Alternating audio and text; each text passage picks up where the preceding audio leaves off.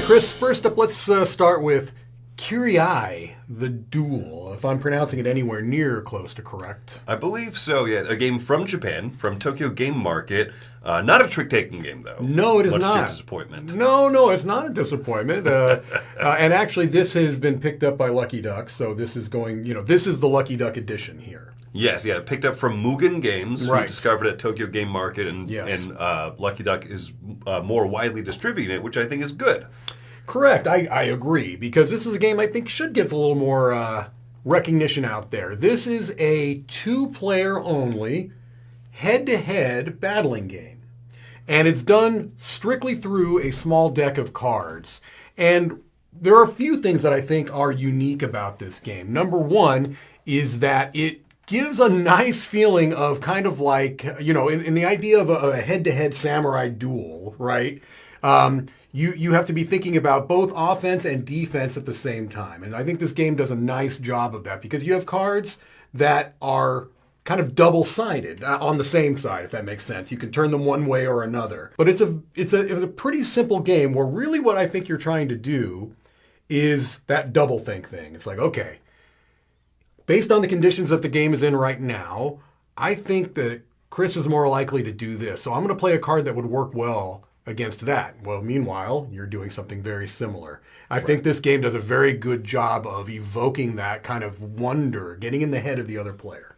It is, I suppose you could call it under the idea of a rock, paper, scissors battling mechanism. Sure. And I'll be straightforward. Mm-hmm. I tend to dislike rock, paper, scissors battle mechanisms where we have that debate. I think that you're going to do this, so I'm going to play this card. You think that I think that you're going to think that, so that you play a different card.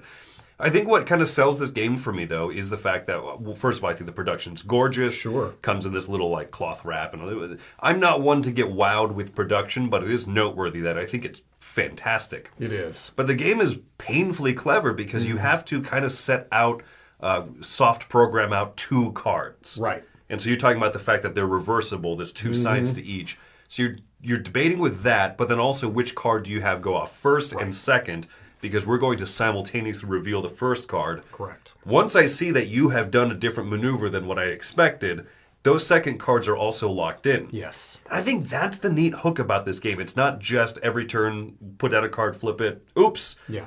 Okay, next turn, put out a new card. You're kind of locked into two, and for some reason that makes me enjoy it more because I might have a leg up on you on that first card, and then that second one, you weren't expecting this whole series to happen. Yeah, another little clever thing that it does is that basically each person has the same deck, right? So you know what your opponent has mostly. At the beginning of the game, there's these three special power cards. You each draft one and one's out of play. So you don't know exactly.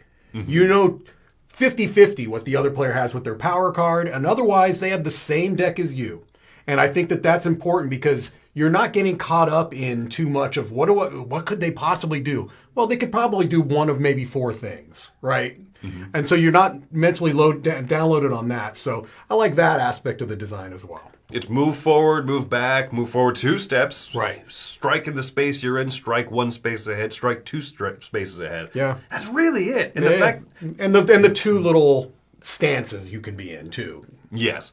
I find that interesting because that is telegraphing some information. Yeah. So there is a little bit of information that the other person knows more than just they might hit me or not. Yeah. I think that this game is a really clever design, and while it's not in the type of genre that I tend to enjoy, it's lightning quick. Yes. Very small micro game type package. Correct. The quality of the cards, the quality of the packaging, all that stuff is great. Score-wise, I'm coming in at 7.5, which for me is higher than I expected before playing my first match of this. Right. I was certainly unsure of how I was going to feel.